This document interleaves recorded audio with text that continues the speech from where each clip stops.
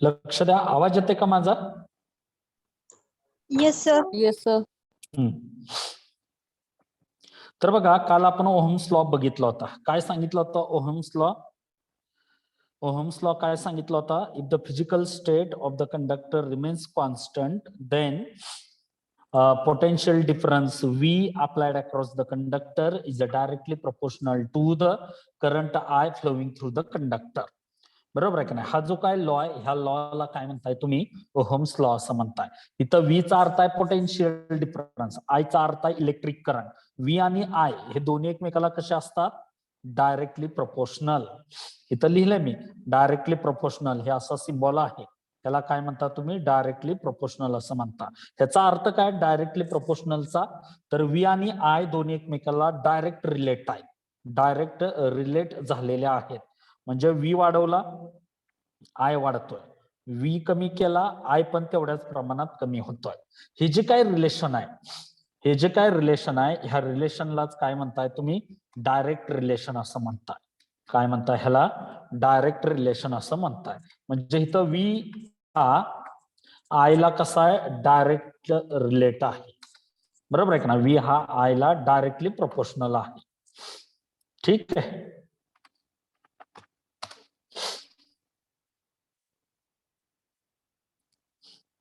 तर बघा,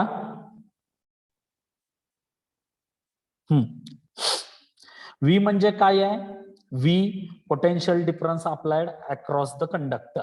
तो जो काय कंडक्टर आहे, त्या कंडक्टरच्या अक्रॉस, त्या दोन टर्मिनलच्या अक्रॉस तुम्ही काय करता? बॅटरी जोडता.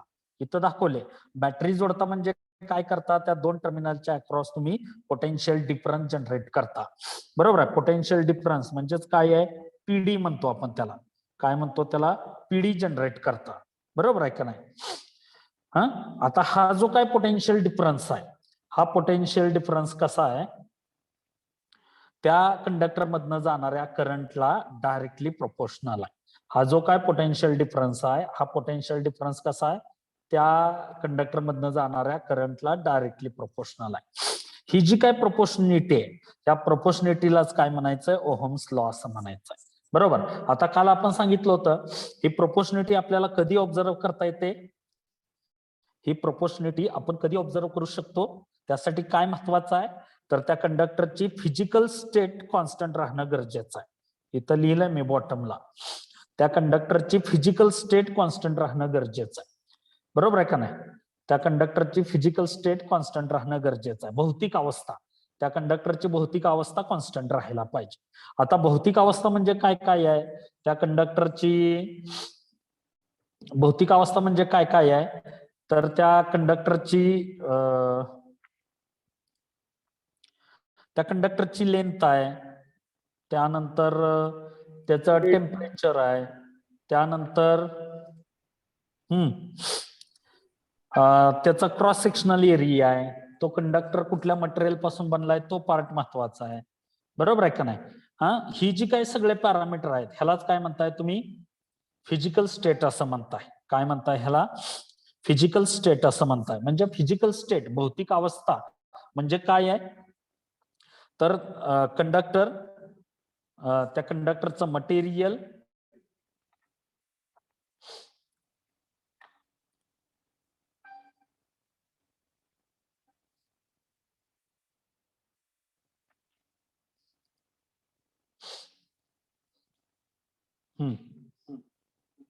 दिसतंय सर्वांना? हो सर. ओके. डबल आवाज, सर डबल टिळा आवाज यायलाय सर. ठीक आहे, 2 मिनिट थांबा. Yes sir.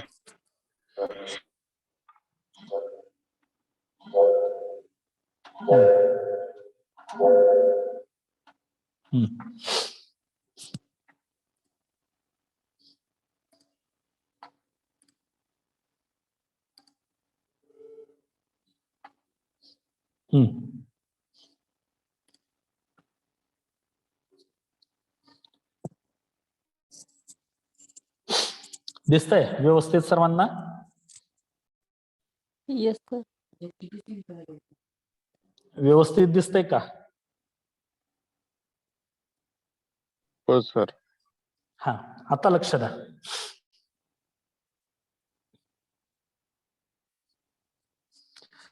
तर काय करायचं आपल्याला बघा, व्ही म्हणजे काय आहे, त्या कंडक्टरच्या अक्रॉस अप्लाय केलेलं पोटेन्शियल आहे. आय म्हणजे काय आहे, त्या कंडक्टरच्या अक्रॉस, आय म्हणजे काय आहे, त्या कंडक्टर मधनं जाणारा करंट आहे. आय म्हणजे काय आहे, त्या कंडक्टर मधनं जाणारा करंट आहे. व्ही म्हणजे काय आहे, त्या कंडक्टरच्या दोन टोकाशी अप्लाय केलेलं पोटेन्शियल आहे. बरोबर आहे का नाही? म्हणून आपण काय म्हटलं होतं, V directly proportional to I असं म्हटलं होतं. बरोबर आहे का नाही? V directly proportional to I असं म्हटलं होतं. व्ही म्हणजेच काय आहे, potential difference applied across the conductor. I म्हणजेच काय आहे, electric current passing through the conductor. बरोबर. तर आता बघा, हिथं कंडिशन काय आहे, ही प्रोपोर्शनिटी कधी आपल्याला ऑब्झर्व करता येते. V directly proportional to I, ही प्रोपोर्शनिटी कधी आपल्याला ऑब्झर्व करता येते, तर त्यावेळी त्या कंडक्टरची फिजिकल स्टेट कॉन्स्टंट राहायला पाहिजे, त्या कंडक्टरची भौतिक अवस्था कायम राहायला पाहिजे. आता भौतिक अवस्था म्हणजे काय आहे, तो कंडक्टर कुठल्या मटेरियल पासून बनलेला आहे, तो मटेरियल कॉन्स्टंट राहायला पाहिजे. त्यानंतर त्या कंडक्टरचा लेंथ कॉन्स्टंट राहायला पाहिजे, त्याचा क्रॉस सेक्शनल एरिया कॉन्स्टंट राहायला पाहिजे. त्यानंतर त्याचं टेम्परेचर कॉन्स्टंट राहायला पाहिजे. हे जे काय length, cross sectional area, material, temperature, हे जे काय घटक आहेत, त्या घटकालाच काय म्हणताय तुम्ही, फिजिकल स्टेट असं म्हणताय. म्हणजे ज्यावेळी कंडक्टरची फिजिकल स्टेट कॉन्स्टंट राहते, त्याच वेळी तुम्हाला काय म्हणता येईल, V directly proportional to I म्हणता येईल. त्याच वेळी त्या कंडक्टरच्या अक्रॉस अप्लाय केलेलं पोटेन्शियल व्ही हे कसं असणार आहे, त्या कंडक्टर मधनं जाणाऱ्या करंटला डायरेक्टली प्रोपोर्शनल असणार. बरोबर आहे. म्हणजे V directly proportional to I, ह्याला काय म्हणताय तुम्ही, ओहम्स लॉ. मात्र हा ओहम्स लॉ कधी व्हॅलिड असेल, हा ओहम्स लॉ कधी व्हॅलिड असेल, काय कंडिशन त्यासाठी, हा ओहम्स लॉ कधी व्हॅलिड असेल, काय कंडिशन त्यासाठी, टेम्परेचर कॉन्स्टंट असल्यावर. नुसतं टेम्परेचर कॉन्स्टंट पाहिजे का, फिजिकल स्टेट कॉन्स्टंट पाहिजे. हे जे काय length, cross sectional area, temperature, material, हे जे काय पॅरामीटर आहेत, त्यालाच कलेक्टिव्हली एकत्रितपणे तुम्ही काय म्हणताय, फिजिकल स्टेट असं म्हणताय. म्हणजे त्या कंडक्टरची फिजिकल स्टेट कॉन्स्टंट राहायला पाहिजे, त्या वाहकाची, कंडक्टरची भौतिक अवस्था कायम राहायला पाहिजे. बरोबर आहे का नाही? आता भौतिक अवस्था म्हणजे कुठले घटक येतात, तर भौतिक अवस्था म्हणजेच काय आहे, त्या कंडक्टरची लेंथ आहे, त्याचा क्रॉस सेक्शनल एरिया आहे, त्या कंडक्टरचं टेम्परेचर आहे. बरोबर आहे का नाही? त्यानंतर तो कंडक्टर कुठल्या मटेरियल पासून बनलेला आहे, तो मटेरियल आहे. हे जे काय सगळे पॅरामीटर आहेत, हे सगळे पॅरामीटर कॉन्स्टंट राहायला पाहिजे. हे सगळे पॅरामीटर कॉन्स्टंट राहायला पाहिजे. बरोबर आहे का नाही? तरच काय म्हणता येईल आपल्याला, V directly proportional to I. जर फिजिकल स्टेट कॉन्स्टंट राहत असेल तरच ओहम्स लॉ आपल्याला ऑब्झर्व करता येईल, तरच आपल्याला ही प्रोपोर्शनिटी ऑब्झर्व करता येईल. बरोबर आहे का नाही? म्हणून ह्याच्यावरून तुम्ही स्टेटमेंट कसं सांगितलं, ह्याच्यावरून स्टेटमेंट कसं सांगितलं तुम्ही, V directly proportional to I. बरोबर आहे. ह्यालाच काय म्हणताय, ओहम्स लॉ असं म्हणताय. बरोबर आहे. व्ही म्हणजे काय आहे, व्ही म्हणजे काय आहे, पोटेन्शियल डिफरन्स. पण कुठला पोटेन्शियल डिफरन्स कुठला, तर त्या कंडक्टरच्या दोन टोकाशी अप्लाय केलेला पोटेन्शियल डिफरन्स, तो व्ही अक्षराने दाखवतोय. बरोबर आहे का ना? व्ही म्हणजे काय, potential difference applied across the conductor. त्या कंडक्टरच्या अक्रॉस जो काय पोटेन्शियल डिफरन्स अप्लाय केलाय तो तुम्ही व्ही अक्षराने दाखवताय. हे आय म्हणजे काय आहे, इलेक्ट्रिक करंट. पण कुठला, त्या कंडक्टर मधनं जाणारा electric current. I is nothing but it is the electric current passing through the conductor. बरोबर आहे. आता ह्या दोघांच्या मध्ये जे प्रोपोर्शनलिटी साइन आहे त्याला काय म्हणताय तुम्ही, व्ही आणि आय ह्याच्यामध्ये जे काय प्रोपोर्शनलिटी साइन आहे त्याला काय म्हणताय तुम्ही, डायरेक्टली प्रोपोर्शनल. Directly proportional. मग आता हे टोटल वाक्य कसं बनेल, ही मॅथमॅटिकल स्टेप तुमच्या समोर आहे, ही मॅथमॅटिकल स्टेप तुमच्या समोर आहे. बरोबर आहे. व्ही ला म्हणताय potential difference applied across the conductor, I ला म्हणताय current flowing through the conductor. आणि हे व्ही आणि आय हे दोन्ही एकमेकाला कसे आहेत, डायरेक्टली प्रोपोर्शनल आहे. these both parameters are directly proportional to each other. बरोबर आहे का नाही? मग कसं सांगता येईल ह्याच्यावरून मॅथमॅटिकल इक्वेशन कसं सांगता येईल? V directly proportional to I हे जे काय मॅथमॅटिकल इक्वेशन आहे हे शब्दामध्ये सांगायचं आहे. आपण सांगितलं होतं फिजिक्स मध्ये काय सगळ्या गोष्टी पाठ करायला पाहिजेत असं नाहीये. फॉर्म्युला माहित असेल, डेफिनेशन लिहिता यायला पाहिजे, फॉर्म्युला माहित असेल, युनिट लिहिता यायला पाहिजे, फॉर्म्युले माहित असतील तर त्याच्यावरून डायमेन्शन मांडता यायला पाहिजे, फॉर्म्युला माहित असेल तर त्याच्यावरचे न्यूमरिकल आपल्याला सोडवता यायला पाहिजे. बरोबर आहे का नाही? सगळ्या गोष्टी पाठ करणं शक्य नाहीये. जर तुम्हाला काही मॅथमॅटिकल इक्वेशन्स माहित असतील, बरोबर आहे, त्याच्यावरूनही तुम्हाला काय करता येतंय, जर तुम्हाला मॅथमॅटिकल इक्वेशन्स माहित असतील तर त्याच्यावरूनही तुम्हाला काय करता येतंय, स्टेटमेंट वगैरे करता येतात, किंवा स्टेटमेंट माहित असतील तर त्याच्यावरून मॅथमॅटिकल इक्वेशन्स लिहिता येतात. बरोबर आहे का नाही? मग आता ह्याच्यावरून कसं सांगणार तुम्ही ओहम्स लॉ? मॅथमॅटिकल इक्वेशन तुमच्या समोर आहे, काय? V directly proportional to I. V म्हणजे काय? Potential difference applied across the conductor. I म्हणजे काय? इलेक्ट्रिक करंट पासिंग किंवा फ्लोविंग थ्रू द कंडक्टर. आणि ते डायरेक्टली प्रोपोर्शनल आहे, त्याला तुम्ही काय म्हणताय? Is a directly proportional to. म्हणजे V is directly proportional to I. मग आता ह्याच्यावरून लॉ तयार करा. ह्याच्यावरून तुम्हाला वर्डिंग करता यायला पाहिजे. लॉ तयार करा. कसं करणार लॉ? आणि V directly proportional to I ह्याच्यासाठी कंडिशन काय आहे? तर त्या कंडक्टरची फिजिकल स्टेट कॉन्स्टंट राहायला पाहिजे. The physical state of conductor remains same then and then only V directly proportional to I. ज्यावेळी त्या कंडक्टरची फिजिकल स्टेट कॉन्स्टंट राहते त्याच वेळी हा ओहम्स लॉ आपल्याला ऑब्झर्व करता येतो. त्याच वेळी हा ओहम्स लॉ आपल्याला व्हॅलिड आहे असं आपल्याला म्हणता येईल. बरोबर आहे का नाही? मग सांगा, वर्डिंग सांगा, ह्याचं स्टेटमेंट सांगा, लॉ सांगा.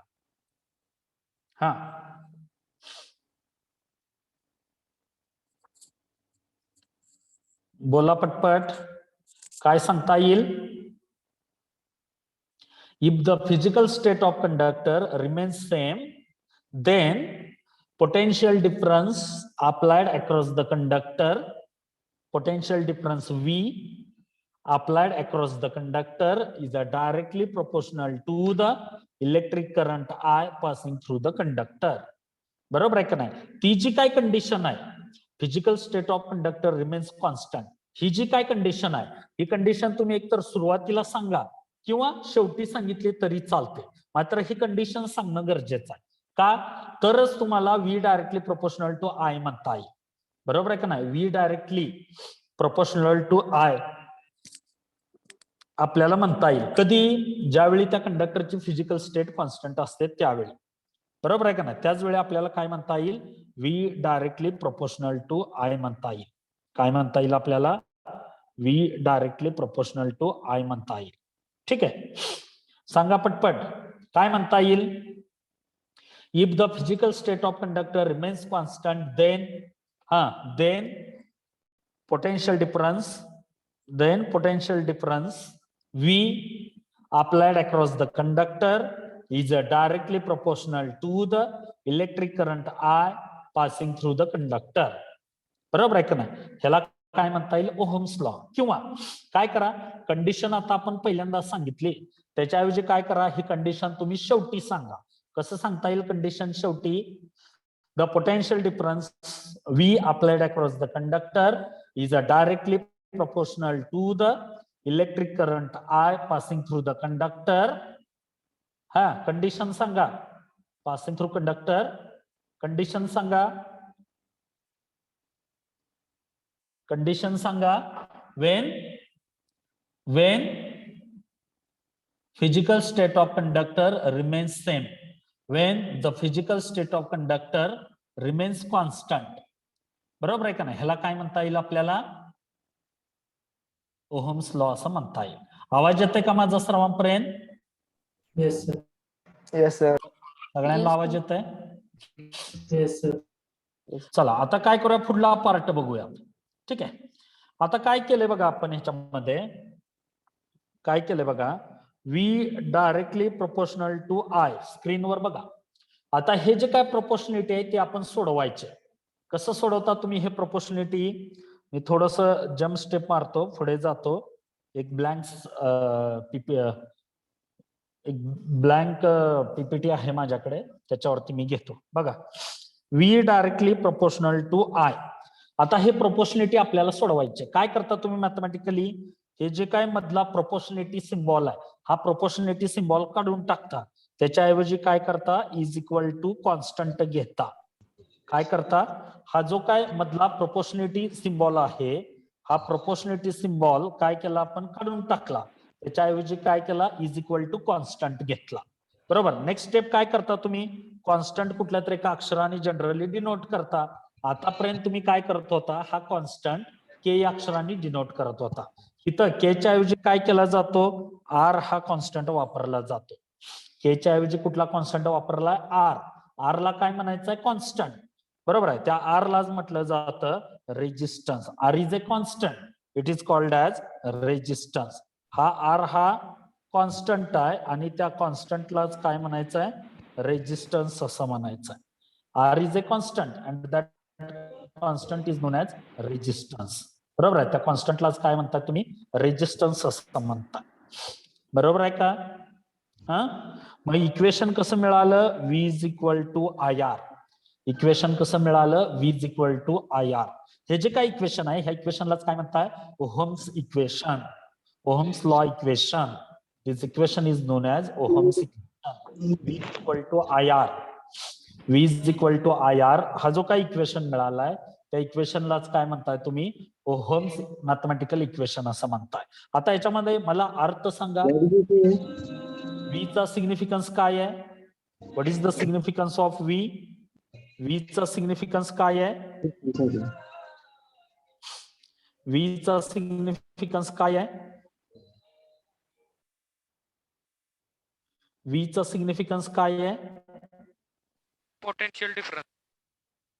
हा, potential what is the difference. Potential difference. Potential difference. बरोबर आहे का नाही? Potential difference. स्क्रीन दिसते का व्यवस्थित? हो दिसते. हा, व्हीचा अर्थ काय? Potential difference. पण कुठला? पोटेन्शियल डिफरन्स कुठला? उत्तर देत चला. व्ही म्हणजे पोटेन्शियल डिफरन्स, पण कुठला?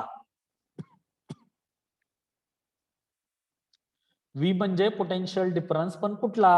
त्या कंडक्टरच्या अक्रॉस अप्लाय केलेला पोटेन्शियल डिफरन्स. असा हा कंडक्टर होता.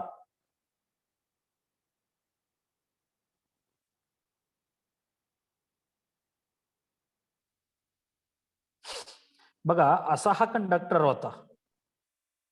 बरोबर आहे का ना? ए बी हा कंडक्टर होता. स्क्रीनवर बघा, सगळे दिसतंय का स्क्रीनवरती डायग्राम? Yes sir. हा, इथं हा तुम्ही पोटेन्शियल व्ही अप्लाय केलता. करंट नेहमी बॅटरीच्या पॉझिटिव्ह टर्मिनल कडून बॅटरीच्या निगेटिव्ह टर्मिनल कडे. अरे हे कोण आहे रे?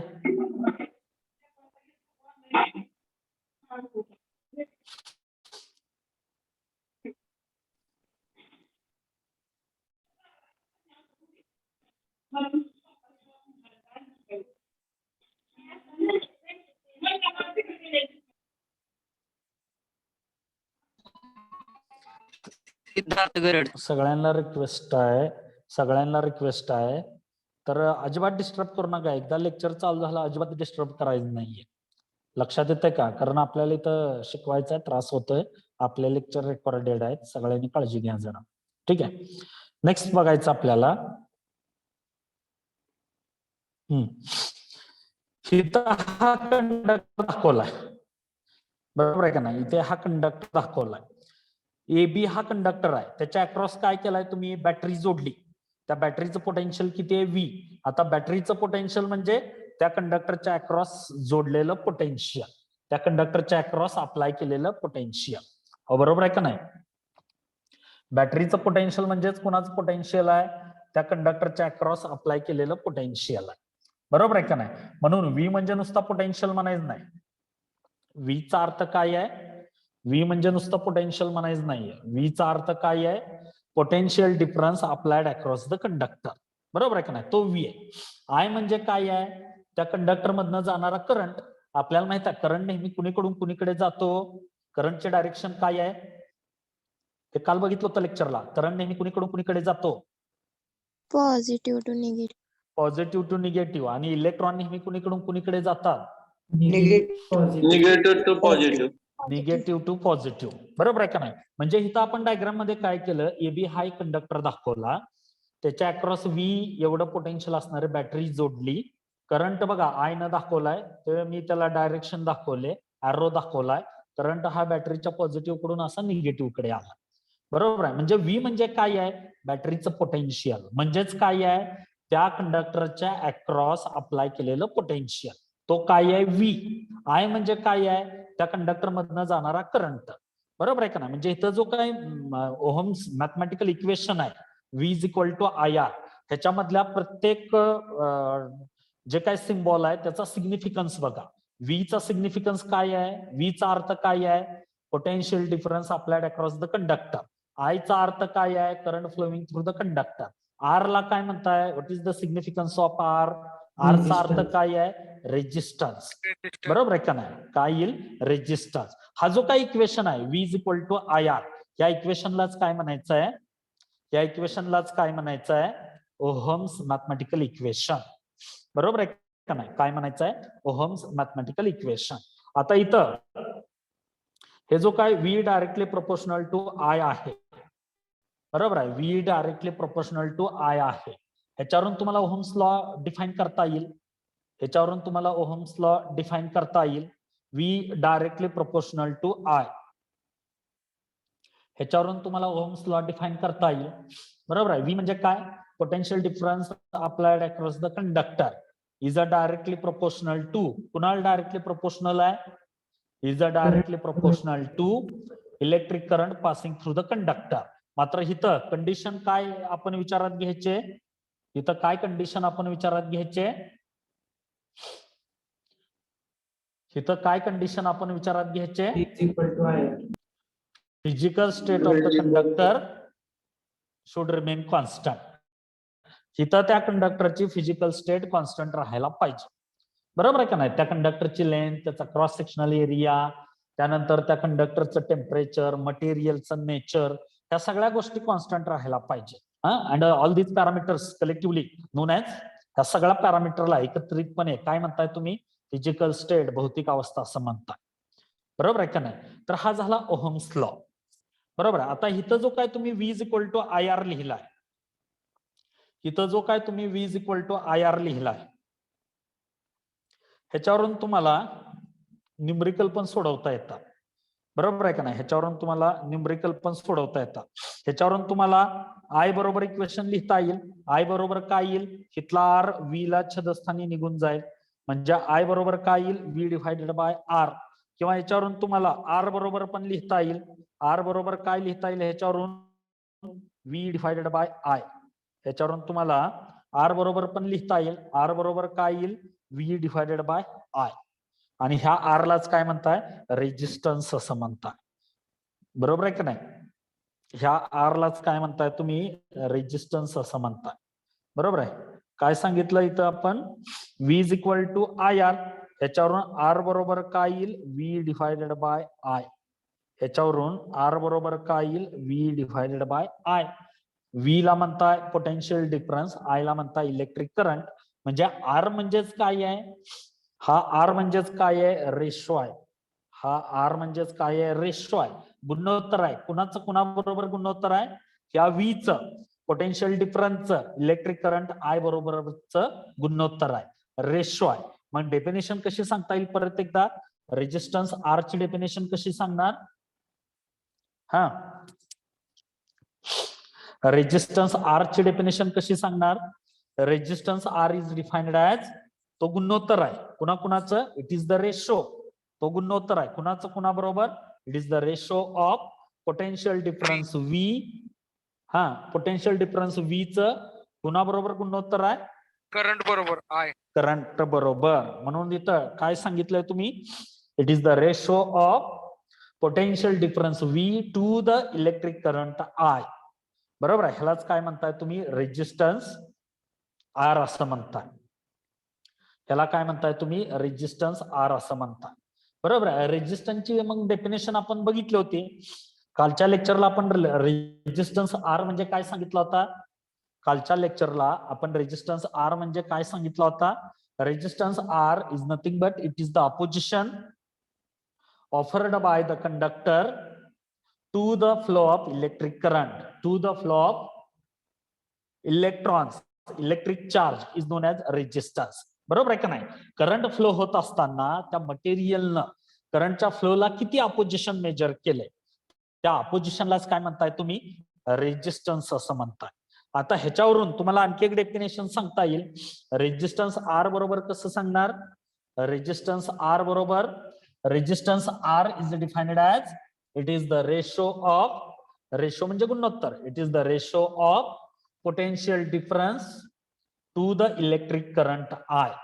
बरोबर आहे. व्ही आणि आयचं एकमेकाबरोबर असलेलं गुणोत्तर, एकमेकाशी असलेला रेशो, त्यालाच काय म्हणायचं? रेजिस्टन्स आर असं म्हणायचं. आपण काल सांगितलं होतं रेजिस्टन्स आर च युनिट काय हो? What is the SI unit of resistance R? हा जो काय रेजिस्टन्स आहे त्याचं युनिट काय? Ohm, OHM, ohm. बरोबर आहे का नाही? तो असा मेजर केला जातो आणि हा त्याचा सिम्बॉल आहे. बरोबर. तर हा पार्ट आपण कालपर्यंत बघितला होता. कळालंय Ohm's law? Yes sir. Ohm's law कळालाय सर्वांना? Yes sir. येस. ठीक आहे. मग आता मला सांगा ओहम्स लॉचं स्टेटमेंट कोण सांगेल? ओहम्स लॉचं स्टेटमेंट सांगा.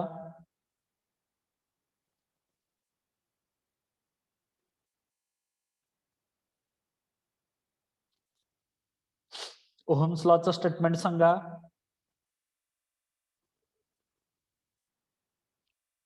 हा अरे Potential difference applied Poten- across the conductor is directly proportional to electric current flowing through conductor.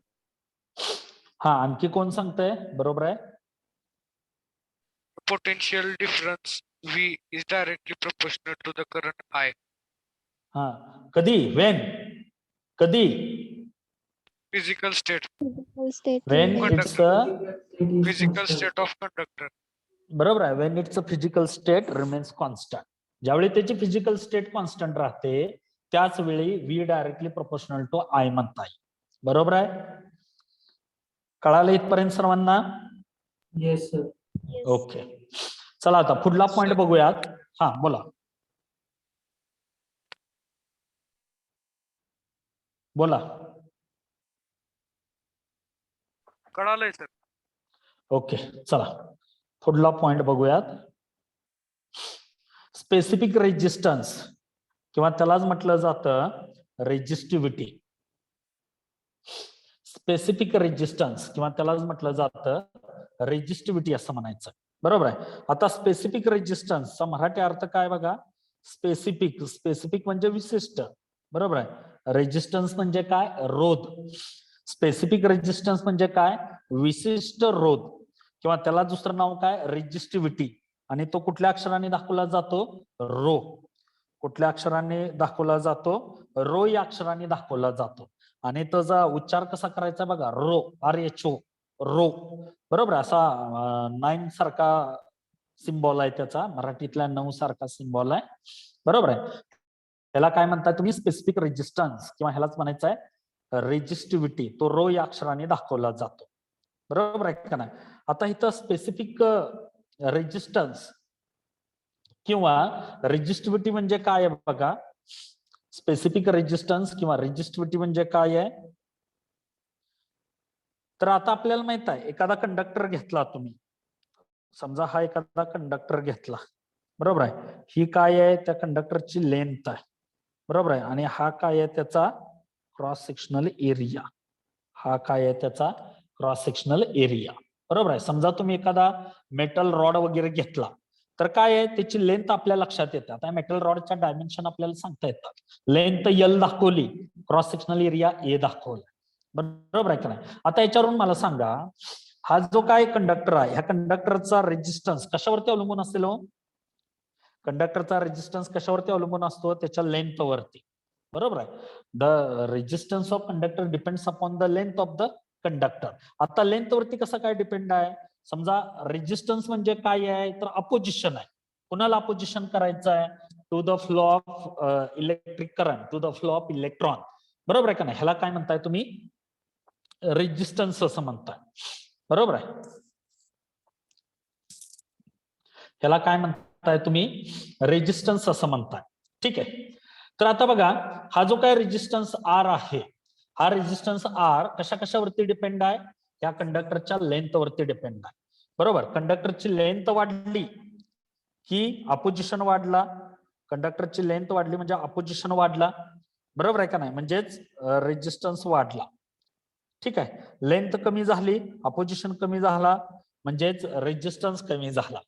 आता बघा लेंथ वाढवली आर वाढतोय, लेंथ कमी आर पण कमी होतोय. म्हणजे आर आणि एल दोन्ही एकमेकाला कसे असतील? आर आणि एल हे दोन्ही एकमेकाला कसे असतील? Direct proportional. डायरेक्टली प्रोपोर्शनल असते.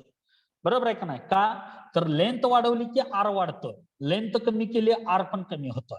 म्हणजे आर आणि एल हे दोन्ही एकमेकाला कसे आहेत? डायरेक्टली प्रोपोर्शनल आहे.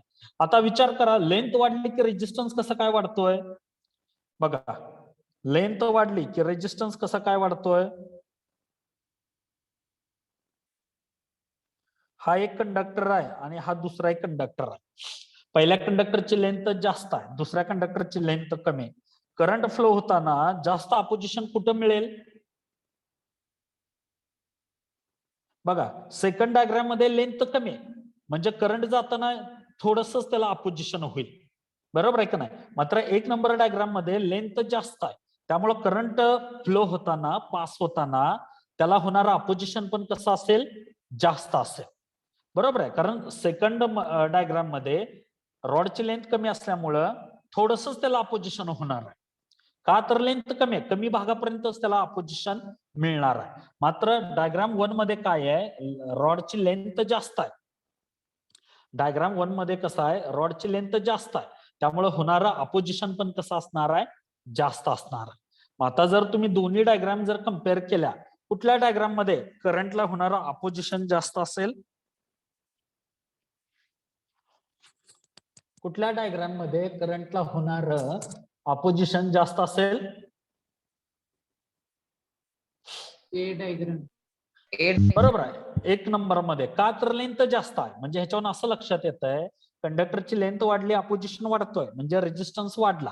कंडक्टरची लेंथ कमी अपोजिशन कमी रेजिस्टन्स कमी असं आपल्याला म्हणताय. बरोबर आहे. म्हणून लेंथ वाढली रेजिस्टन्स वाढतोय, लेंथ कमी रेजिस्टन्स कमी.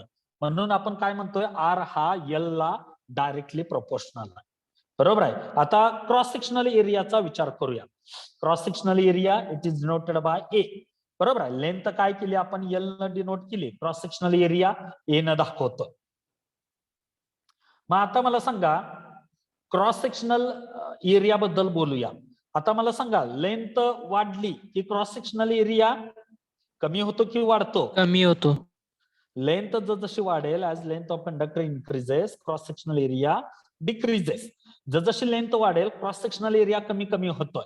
बरोबर आहे. मग आता मला सांगा लेंथ वाढली क्रॉस सेक्शनल एरिया कमी झाला अपोजिशन जास्त.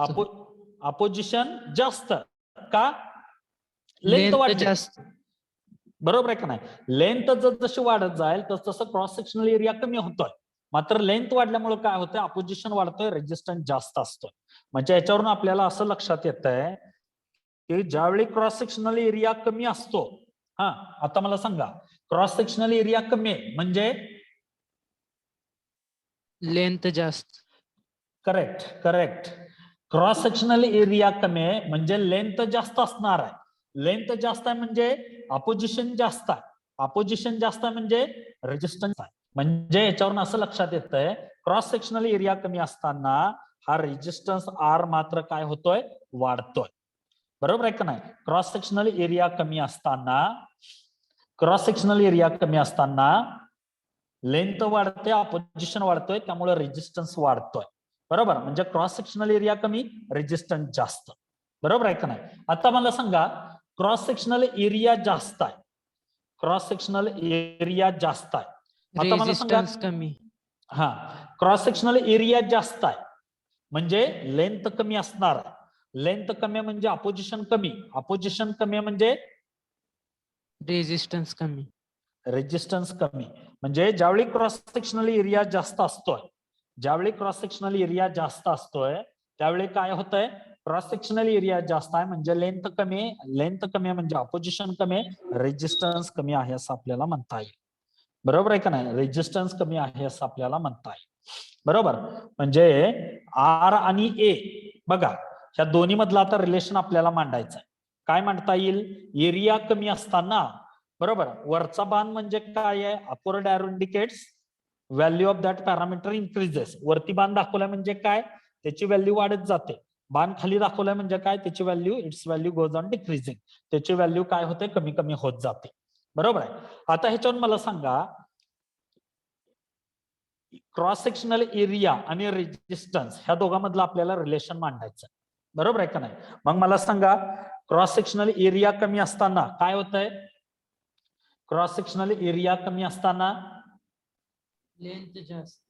लेंथ जास्त असणार आहे. लेंथ जास्त आहे म्हणजे अपोजिशन जास्त असणार आहे. अपोजिशन जास्त आहे म्हटल्यानंतर रेजिस्टन्स जास्त आहे. म्हणजे क्रॉस सेक्शनल एरिया कमी झाला की रेजिस्टन्स वाढतोय. बघा हे दोन्ही कसे आहेत, एक ह्या दोघांचं बिहेवियर कसं आहे, एकमेकाच्या अपोजिट आहे. त्या दोघांचं बिहेवियर कसं आहे, एकमेकाच्या अपोजिट आहे. बरोबर आहे का नाही? म्हणजे एरिया कमी झाला की रेजिस्टन्स वाढतोय, एरिया कमी झाला रेजिस्टन्स वाढतोय. आता क्रॉस सेक्शनल एरिया वाढला की काय होईल, क्रॉस सेक्शनल एरिया वाढलाय म्हणजे लेंथ कमी असणार आहे. लेंथ कमी म्हणजे अपोजिशन कमी आहे म्हणजे रेजिस्टन्स कमी. म्हणजे ज्यावेळी क्रॉस सेक्शनल एरिया जास्त आहे त्यावेळी रेजिस्टन्स कमी आहे, ज्यावेळी क्रॉस सेक्शनल एरिया कमी आहे त्यावेळी रेजिस्टन्स जास्त आहे. म्हणजे हे जे काय आर आणि ए आहे, रेजिस्टन्स आणि क्रॉस सेक्शनल एरिया आहे, हे दोन्ही एकमेकाला डायरेक्ट रिलेट आहेत का? Both these parameters are proportional directly to each other? No.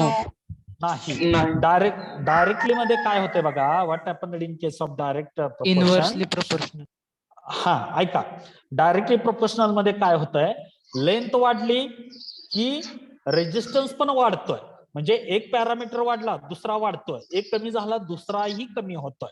Direct relation आहे. एक वाढला त्याचा डायरेक्ट अफेक्ट दुसऱ्यावरती होतोय, एक वाढला दुसरा पण तेवढ्याच प्रमाणात वाढतोय, एक कमी झाला दुसराही तेवढ्या प्रमाणात कमी होतोय. बरोबर आहे का नाही? ह्याला काय म्हणता तुम्ही, डायरेक्ट प्रोपोर्शनिटी म्हणता.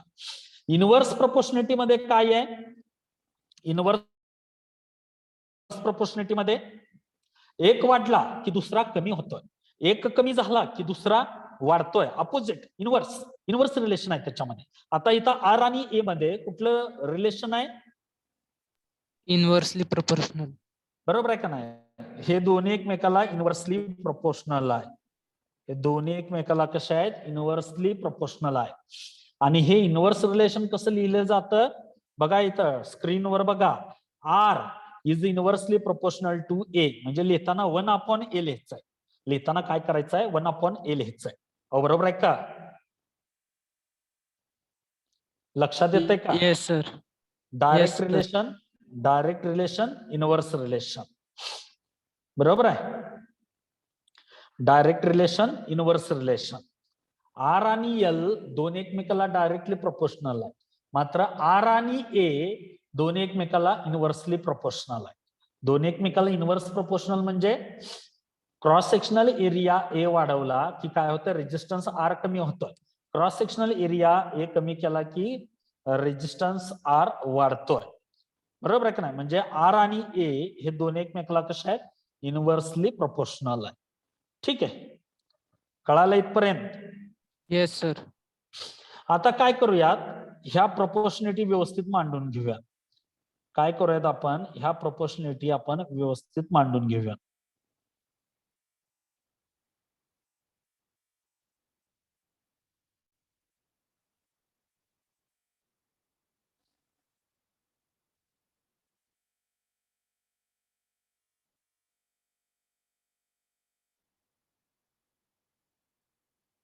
हा, इथे बघा R directly proportional to A, R inversely proportional to A. आता ह्या दोन्ही इक्वेशनची जर LHS बघितले आपण, लेफ्ट हँड साइड बघितली, डावी बाजू बघितली, तर दोन्हीकडे काय आहे, आरच आहे. तो एकदा घेतला आपण. इथंही मध्ये प्रोपोर्शनल आहे, इथंही मध्ये प्रोपोर्शनल आहे, तोही एकदा घेतला. बरोबर आहे. इकडं काय आहे, वरती L आहे आणि इथं छेदस्थानी काय आहे, डिवायडेड बाय E आहे. छेदस्थानी ए आहे.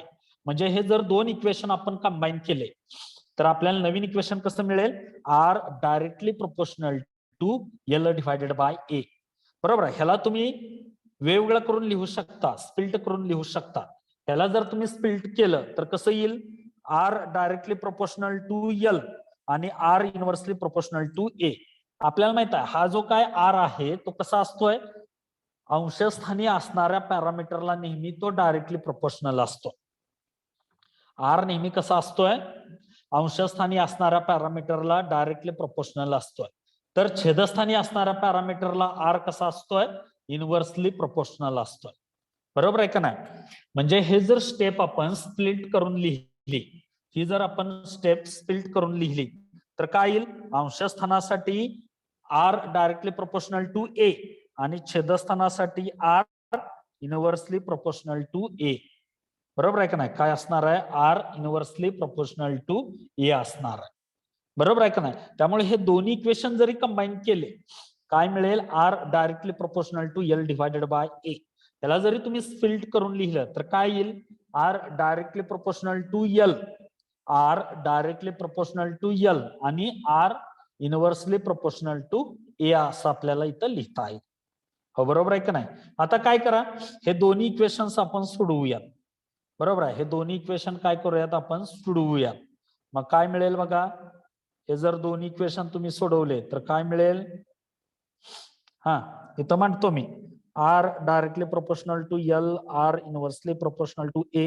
हे दोन्ही इक्वेशन आपण कंबाईन केले तर काय मिळेल, R directly proportional to L divided by ए.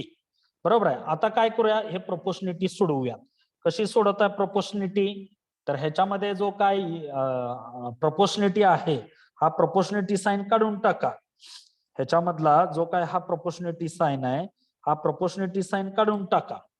ह्याच्यामध्ये हा जो काय प्रोपोर्शनिटी साइन आहे हा प्रोपोर्शनिटी साइन काढून टाका आणि त्याच्याऐवजी काय घेता तुम्ही, इज इक्वल टू कॉन्स्टंट घेता.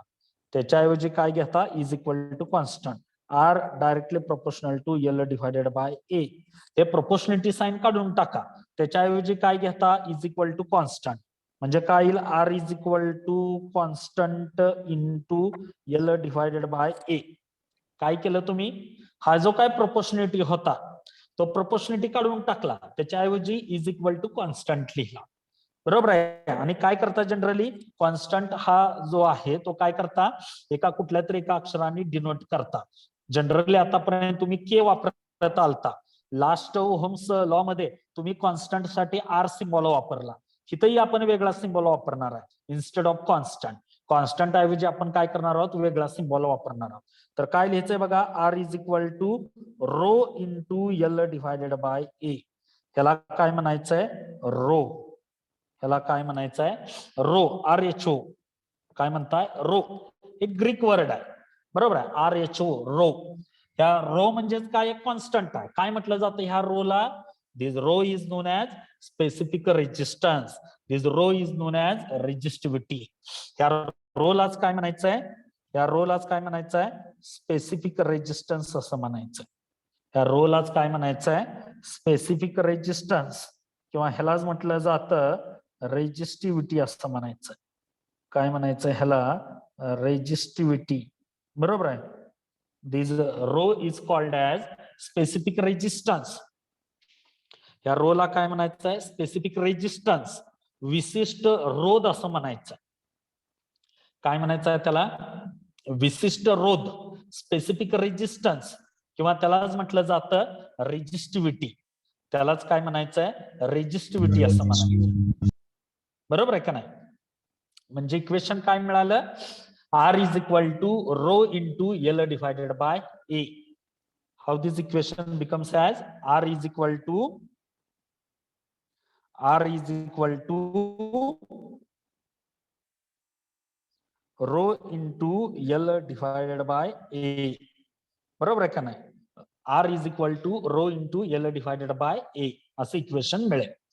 ठीक आहे. आता ह्याला जर आपण व्यवस्थित रिअरेंज केलं तर रो बरोबर काय येईल formula? Rho is equal to RA divided by L. काय मिळेल आपल्याला?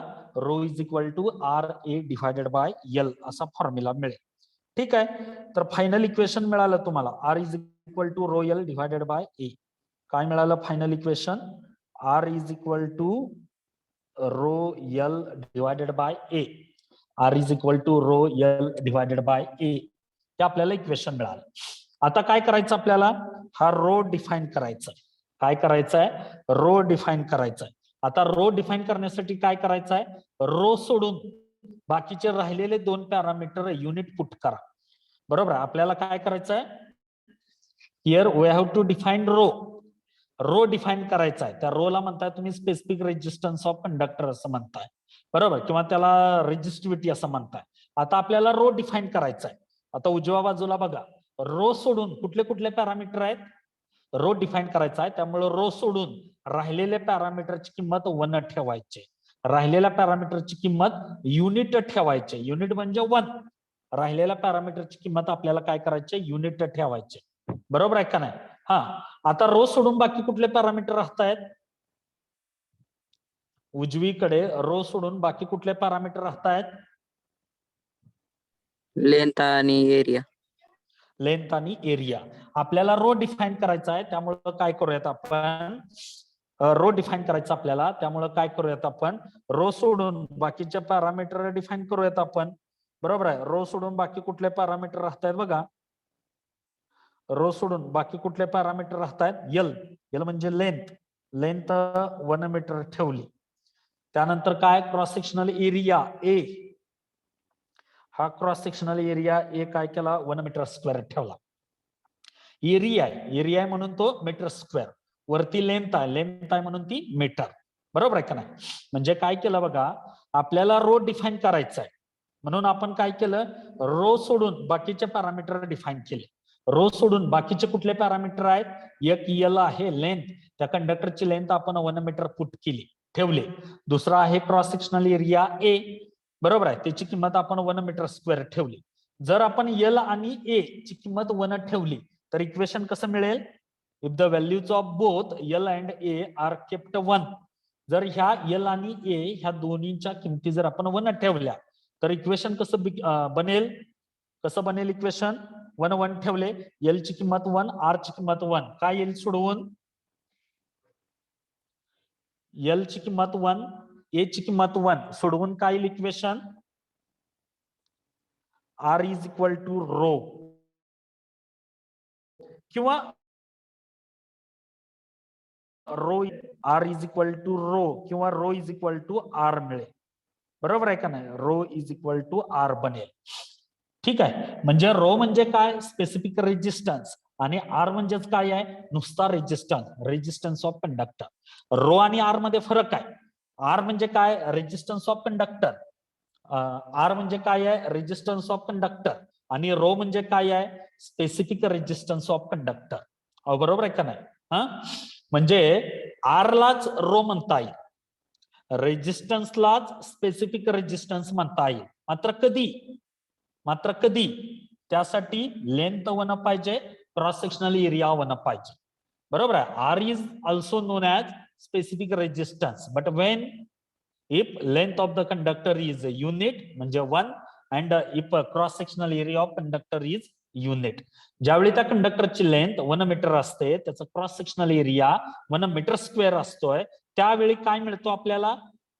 Rho is equal to R मिळतोय. त्यावेळी म्हणजे ज्यावेळी कंडक्टरची लेंथ 1 मीटर आहे, cross sectional area 1 metre square आहे, अशा कंडक्टरच्या रेजिस्टन्सलाच काय म्हणता येईल? स्पेसिफिक रेजिस्टन्स असं म्हणता येईल. बरोबर आहे का नाही? हा. काय केलं बघा आपण? फॉर्म्युला आपल्याला मिळाला होता. काय मिळाला होता? R is equal to rho L divided by A. आपल्याला रो डिफाईन करायचा. In order to define rho, what we did, काय केलं आपण? एल आणि एच्या रो सोडून बाकीच्यांच्या किमती आपण वनत ठेवल्या. एल ची किंमत वनत ठेवली, ए ची किंमत वनत ठेवली. एल म्हणजे काय लेंथ, लेंथची किंमत 1 मीटर ठेवली. ए म्हणजे काय क्रॉस सेक्शनल एरिया, त्याची किंमत आपण 1 मीटर स्क्वेअर ठेवली.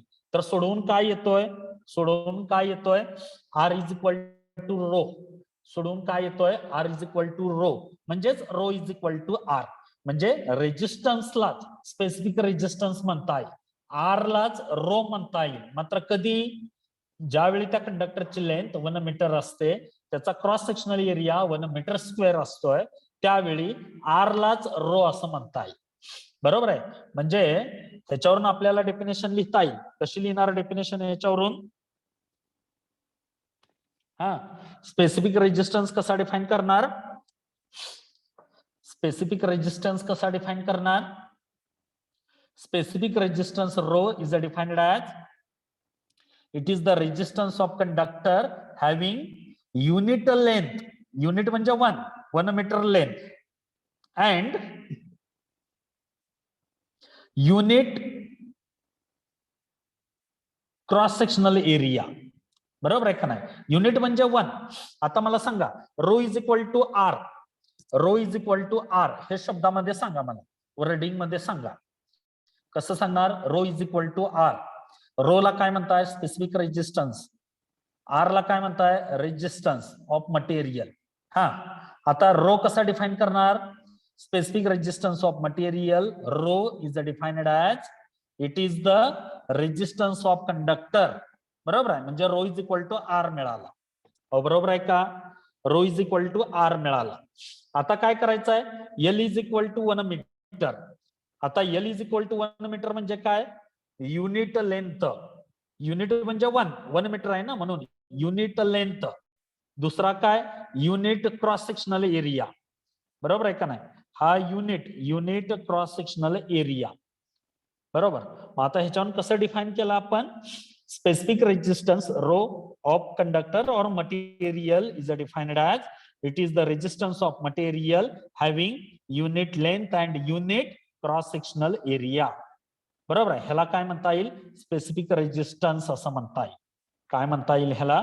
स्पेसिफिक रेजिस्टन्स असं म्हणता येईल. अहो जमेल का? ह्याला काय म्हणता येईल आपल्याला? स्पेसिफिक रेजिस्टन्स असं म्हणता येईल.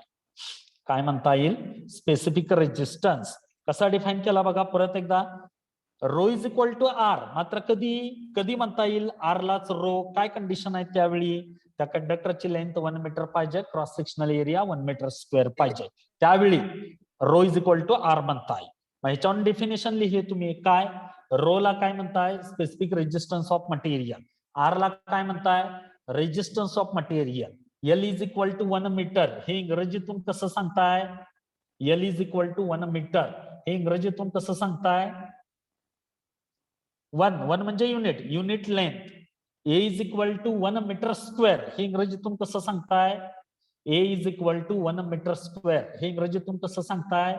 युनिट क्रॉस सेक्शनल एरिया असं म्हणताय. काय म्हणताय? Unit cross sectional area. आता हे सगळी वाक्य जोडा. कसं डेफिनेशन सांगणार?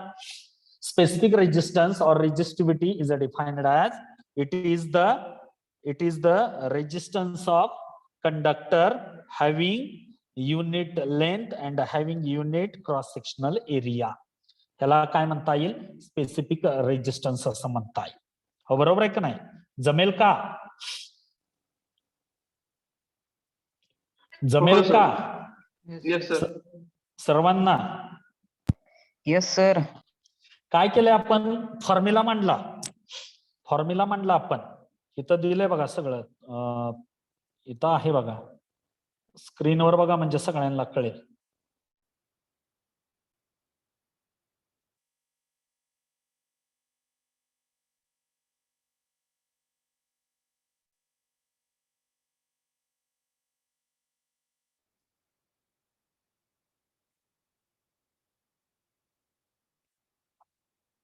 बघा काय सांगितले तर पहिल्या लाईन मध्ये रेजिस्टन्स हा लेंथला डायरेक्टली प्रोपोर्शनल असतो. बरोबर आहे. म्हणजे R directly proportional to length. ठीक आहे. दुसऱ्या लाईन मध्ये काय सांगितलंय, रेजिस्टन्स हा क्रॉस सेक्शनल एरियाला इनव्हर्सली प्रोपोर्शनल. बरोबर आहे. नेक्स्ट स्टेप काय केली तुम्ही, ह्या दोन्ही स्टेप तुम्ही काय केल्या, कंबाईन करून लिहिल्या. कारण ह्या दोन्ही स्टेपचा डाव्या बाजूला आर आहे, मध्ये दोन्ही स्टेपच्या मध्ये प्रोपोर्शनल आहे. ह्या दोन्ही स्टेप्स कंबाईन केल्या, काय लिहिला, R directly proportional to L divided by A लिहिला. नेक्स्ट स्टेप काय केली, हा मधला प्रोपोर्शनॅलिटी काढून टाकला. त्याच्याऐवजी काय केलं तुम्ही, इज इक्वल टू कॉन्स्टंट लिहिला. बरोबर आहे का नाही. ही स्टेप मिळाली बघा, इथं लिहिलंय R is equal to constant into L divided by A मिळाला. नेक्स्ट स्टेप काय केली तुम्ही, हा कॉन्स्टंट रो न डिफाईन केला. बरोबर आहे का नाही. कॉन्स्टंटच्या ऐवजी रो लिहिला.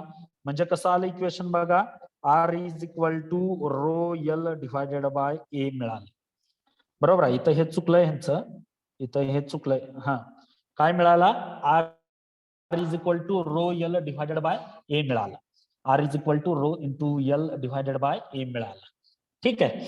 आता ह्या रोलाच काय म्हणताय, कॉन्स्टंट, किंवा त्यालाच म्हणताय तुम्ही स्पेसिफिक रेजिस्टन्स, किंवा त्यालाच तुम्ही रेजिस्टिव्हिटी असं म्हणताय. आपल्याला हा रो डिफाईन करायचा आहे. म्हणून मी काय केलं, ह्या स्टेप मध्ये रो सोडून राहिलेले जेवढे पॅरामीटर आहेत, म्हणजे इथं एल आणि ए राहतोय, रो सोडून बाकीचे जे पॅरामीटर आहेत त्याची किंमत 1 ठेवली. आता रो सोडून बाकीचे काय काय राहतंय, लेंथ 1 मीटर ठेवली, cross sectional area 1 metre square लिहिला.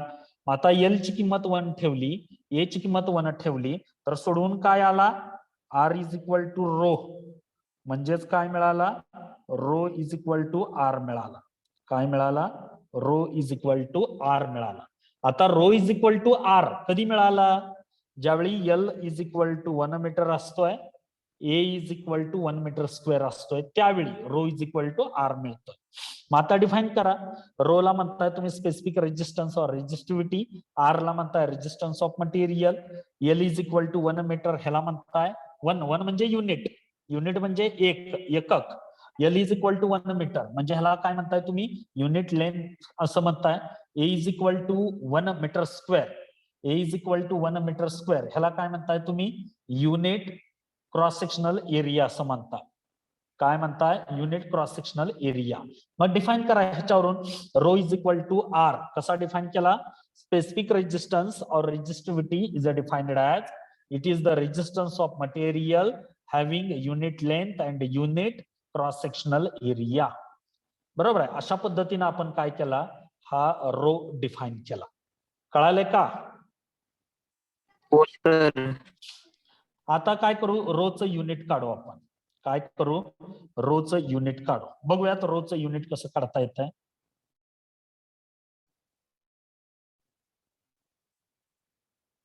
Hello sir. हा बोला बोला. हा बोला पटपट. ठीक आहे, लक्ष द्या. काय मिळाला होता फॉर्म्युला, फॉर्म्युला काय मिळाला होता, R is equal to rho L divided by A. आपल्याला काय करायचं आहे, रोचं युनिट काढायचं आहे. म्हणजे फॉर्म्युला रो बरोबर करून लिहा. फॉर्म्युला रो बरोबर केलं काय येईल, R A divided by L असा फॉर्म्युला मिळेल. आता रोचं युनिट म्हणजे कोणाचं युनिट, अंशाचं युनिट डिवायडेड बाय छेदाचं युनिट. बरोबर आहे का नाही. आता अंशस्थानी काय आहे, रेजिस्टन्स, रेजिस्टन्सचं युनिट ओहम. ए म्हणजे area metre square divided by length metre. मग काय होईल, छेदस्थानच्या 1 मीटरला अंशस्थानचा 1 मीटर कॅन्सल होईल. बरोबर आहे का नाही. म्हणजे शिल्लक काय राहील, ओहम मीटर. शिल्लक काय राहिला, ओहम मीटर शिल्लक राहतोय.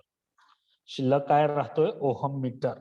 म्हणजे याचं युनिट काय येईल, ओहम मीटर हे त्याचं युनिट येत.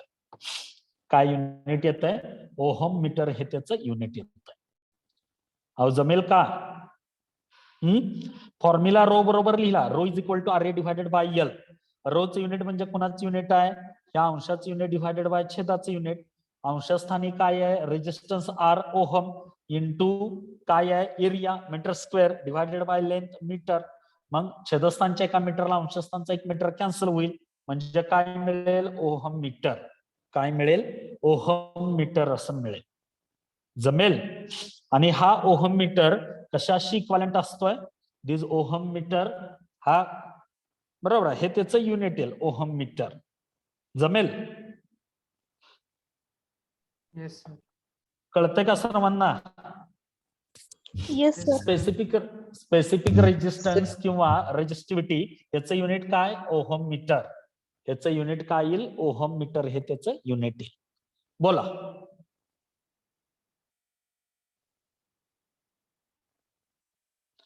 बोला पटपट, काय अडचण आहे कुणाची?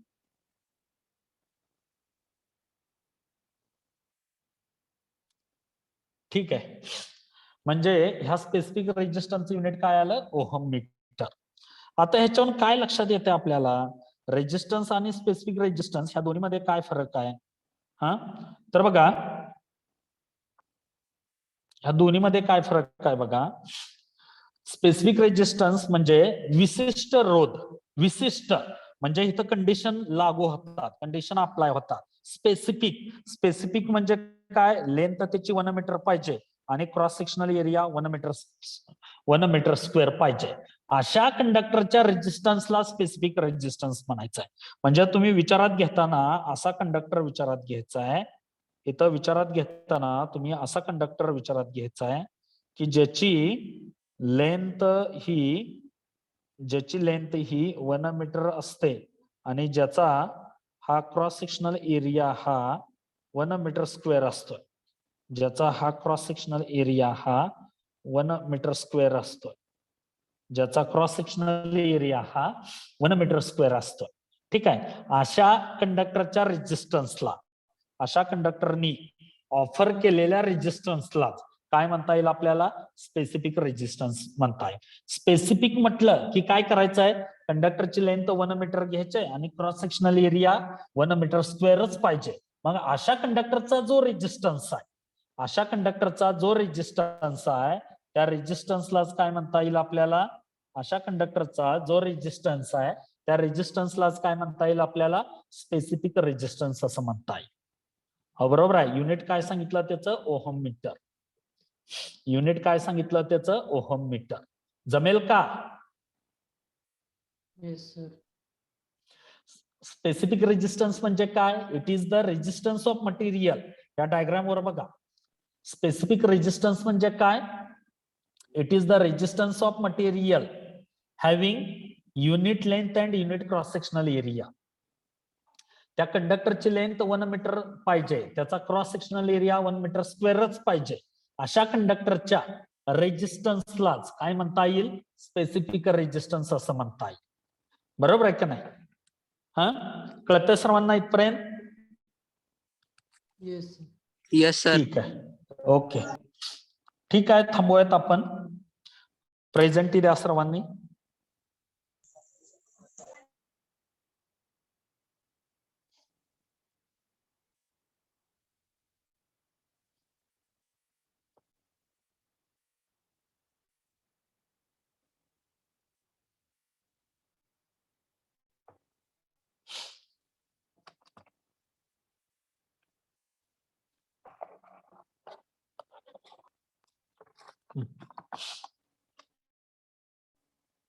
Roll number 1. Present sir. 2, present sir. 3, present sir. 4,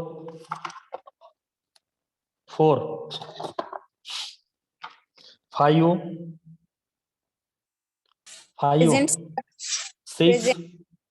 present sir.